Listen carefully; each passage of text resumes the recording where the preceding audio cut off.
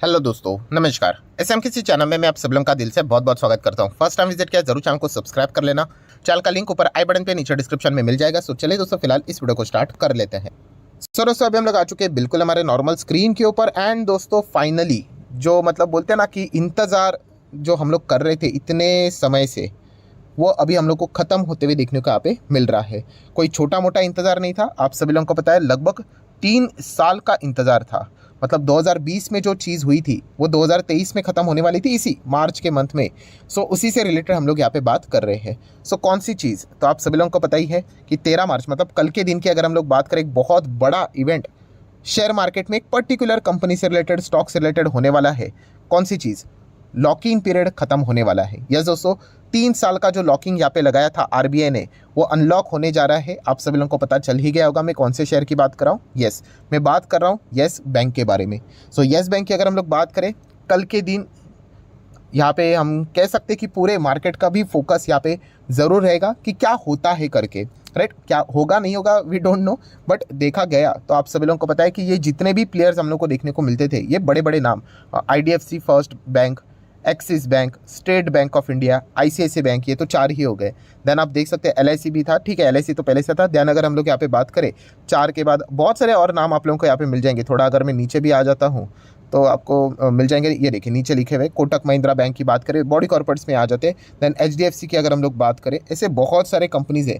इन्होंने क्या किया था, यस आरबीआई के कहने के वजह से यस बैंक में पैसा डाला था। क्योंकि आपको रूल तो पता ही है कि कोई भी देश की बैंक, अगर हम हमारे ही देश की बात करते हैं, कोई भी बड़ी बैंक अगर डूबने लग जाती है तो डेफिनेटली आरबीआई की जिम्मेदारी होती है कि उस बैंक को बचाया जाए। एंड जब भी मैं बैंक बोलता हूँ तो उसको नॉर्मल बैंक के हिसाब से मत ले। मतलब कुछ लोग क्या कर देते हैं, इसको मिक्सअप कर देते हैं। मतलब शेयर मार्केट दोस्तों एक अलग चीज़ होती है, एंड आपका जो प्रैक्टिकल लाइफ चल रहा है ना, वो एक अलग चीज़ होती है। आरबीआई का जो मकसद होता है जब एक बैंक डूबती है, तो जो नॉर्मल लाइफ में जो बैंक डूबती है ना, उसको बचाने का होता है। उनको शेयर प्राइस को बचाने के लिए वो नहीं करते ये सब।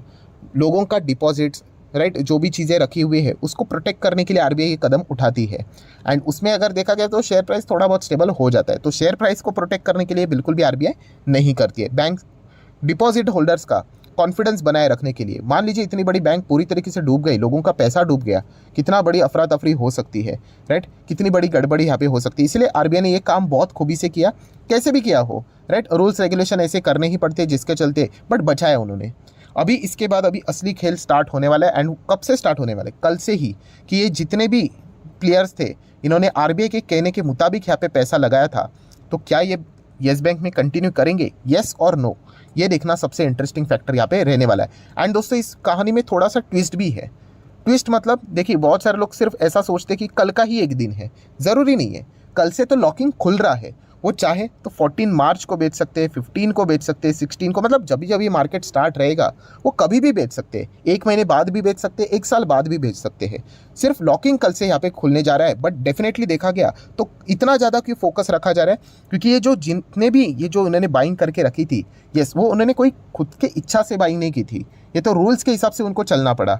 एंड वो भी देखा गया तो उनका कोई नुकसान नहीं हो रहा है। 10 रुपये पे उनको इक्विटी मिली थी। एंड अभी येस बैंक का शेयर कितने पे चल रहा है? 16.5 पे। मतलब अगर हमने रफली भी अगर हम लोग बात करें तो 60-65% की रिटर्न्स आज भी हम लोग को देखने को यहाँ पे मिल रहे हैं। तो डेफिनेटली जो यहाँ पे बिना इच्छा की तरह से यहाँ पे आया था, एंड 3 साल के अंदर अगर उनको 60-65% रिटर्न्स मिल जाते हैं, तो ऑब्वियसली वो प्रॉफिट बुकिंग करने का तो विचार करेंगे ही करेंगे। हाँ, जिनको लॉन्ग टर्म में होल्ड करना है वो बैंक ज़रूर कर सकते हैं, बट जिनको प्रॉफिट बुकिंग करना है वो तो कर लेंगे। एंड प्रॉब्लम यही है कि जिनके पास जो शेयर्स हैं वो इतने करोड़ों के शेयर्स है कि मतलब गिनती करते करते थक जाओगे। इतने नंबर ऑफ शेयर्स देखने को आप लोगों को यहाँ पे मिल जाते हैं।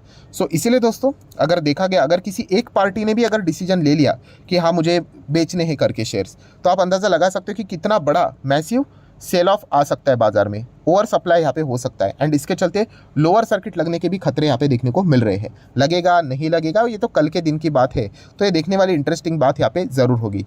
वैसे तो देखा गया तो आरबीआई एंड एसबीआई तो इनको कन्विंस करेंगे ही किनको, बाकी बैंक्स को, बट अभी 3 साल तो हो ही चुका है, अभी और कितना अभी होल्ड करेंगे, राइट। तो डेफिनेटली अभी कोई रूल्स के हिसाब से कोई कंपल्शन यहाँ पे नहीं रहेगा। सो अगर जो चाहे वो यहाँ पे बेच सकते हैं, इनफैक्ट एसबीआई भी चाहे तो वो भी बेच सकते हैं। बीच में रिपोर्ट के जरिए खबर भी आई थी कि खुद एसबीआई क्या करने वाले हैं, यहाँ से एग्जिट ले सकते हैं, कुछ हिस्सा बेच सकते हैं करके।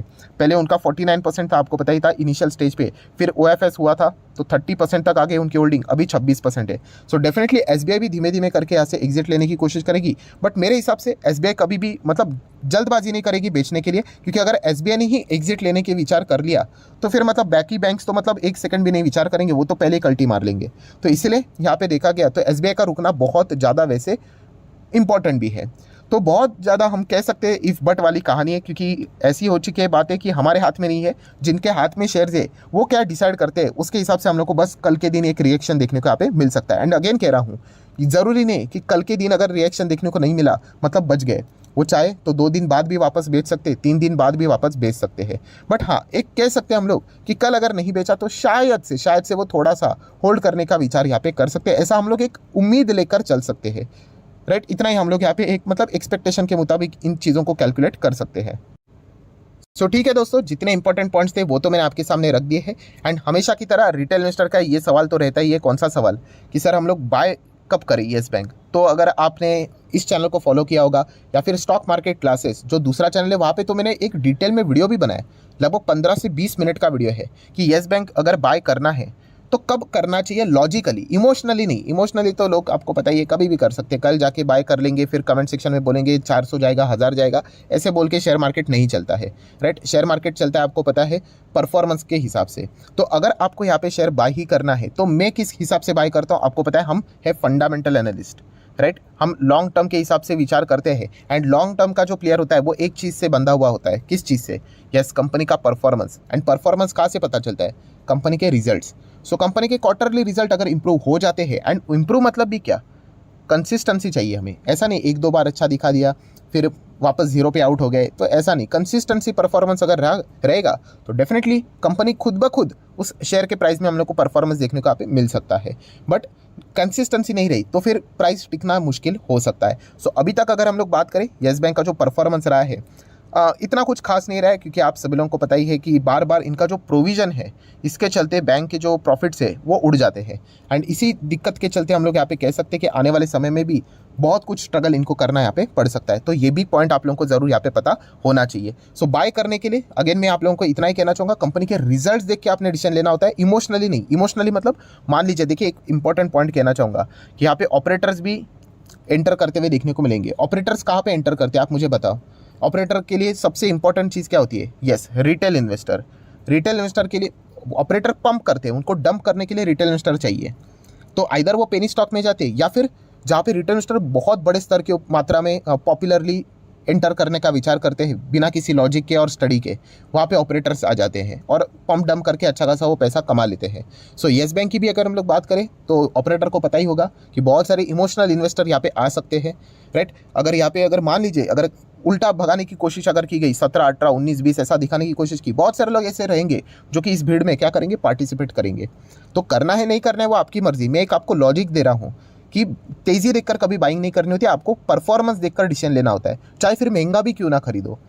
वो स्टॉक फिर आप बोल सकते हो कि अच्छा परफॉर्मेंस दे सकता है करके, बट ऐसा ही कि स्टॉक यहाँ पे 16 का 17 हो गया, 18 हो गया, 20 हो गया, 25 हो गया, बस रैंडमली जाके खरीद लिया, फिर 25 का 15 हो गया, दैट्स इट, फिर नीचे नीचे नीचे एवरेज करते जाओ। तो ये गलती बिल्कुल भी नहीं करनी, इमोशनल बाइंग नहीं करनी है, फिर कोई भी स्टॉक क्यों ना हो, क्योंकि रिटेल इन्वेस्टर का सबसे वीक पॉइंट यही होता है, वो इमोशनली बाइंग करते हैं। प्राइसेस जैसे ही यहाँ पे चेंज हो जाएंगे, 16, 17, 18, 19, 20, लगेगा अरे मौका ही चला गया, लाइफ टाइम मौका था, एंड उसके बाद वो एक बार आपको पता है फिर वापस डंप हो जाता है। ऐसा मल्टीपल टाइम इसमें यहाँ पे हुआ है। नो डाउट येस बैंक का अभी का जो मैनेजमेंट है वो अच्छा काम कर रहा है, बट जो पुराने मैनेजमेंट ने जो जिस तरीके से इस बैंक की हालत करके रखी हुई है, उसको कम बैक करने के लिए बहुत ज़्यादा भी टाइम लगने वाला है। एंड सबसे इंपॉर्टेंट चीज़ हम लोगों के लिए एक ही है, कंपनी के रिजल्ट्स। कंपनी का ओरिजिनल परफॉर्मेंस क्या रहेगा ये इसी से हम लोग को पता चलेगा। अगर कंपनी के रिजल्ट अच्छे ही नहीं रहेंगे तो बार बार सेलिंग यहाँ पे आती रहेगी। एंड बार बार ये स्टॉक टूटते रहेगा। सो ट्रेडिंग के हिसाब से अगर हम लोग बात करें तो ट्रेडिंग एक डिफरेंट कहानी होती है। मैं इन्वेस्टमेंट के हिसाब से, लॉन्ग टर्म इन्वेस्टमेंट के हिसाब से बात बोल रहा हूँ। और अगेन कह रहा हूँ, ये कोई मेरे साइड से रिकमेंडेशन नहीं है। आप खरीदना चाहते हो आप खरीद सकते हो, आपने रिस्क ली, प्रॉफिट हो गया तो आपको होगा, मान लीजिए अगर आपको नुकसान हुआ तो वो भी आपको होगा। सो आप अपने हिसाब से डिसीजन यहाँ पे लो। तो मैं क्या करने वाला हूँ वो मेरे हिसाब से लॉजिकली आपको बता दिया। मैं तो रिजल्ट्स देखूंगा एंड उसके बाद आराम से डिसीजन ले लूँगा। कोई यहाँ पे गाड़ी छूट नहीं रही है। अगर कंपनी वाकई में अच्छी रहेगी, मैं 50 में भी स्टॉक खरीद लेता हूँ, कोई बात नहीं, वो 100 में भी हम लोग को डबल पैसा यहाँ पे मिल जाएगा। बट जल्दबाजी करके अगर हम लोग अटक गए तो फिर कब वापस वो पैसा मिलेगा वो हम लोग को पता भी नहीं चलेगा। और जैसे मैंने आप लोगों को वार्निंग दी है, कौन सी चीज़, कि बहुत सारे बड़े बड़े प्लेयर्स है, आप देख सकते हैं इनके नंबर ऑफ शेयर्स कितने हैं। ऐसा नहीं कि कल नहीं बेचा, वो 1 महीने के बाद भी कभी भी ऐसा हो सकता है कि स्टॉक चल रहा है, सडनली जोरदार गिरा, समझ लेना किसी बड़े प्लेयर ने एग्जिट मार लिया। तो ये लटकती हुई तलवार है। और ऐसी सिचुएशन में मैं किसी स्क्रिप्ट में बड़ा पैसा लगाना तो बिल्कुल भी नहीं चाहूँगा। तो ये एक पॉइंट मैंने मेरे साइड से आप लोगों के सामने रख दिया है।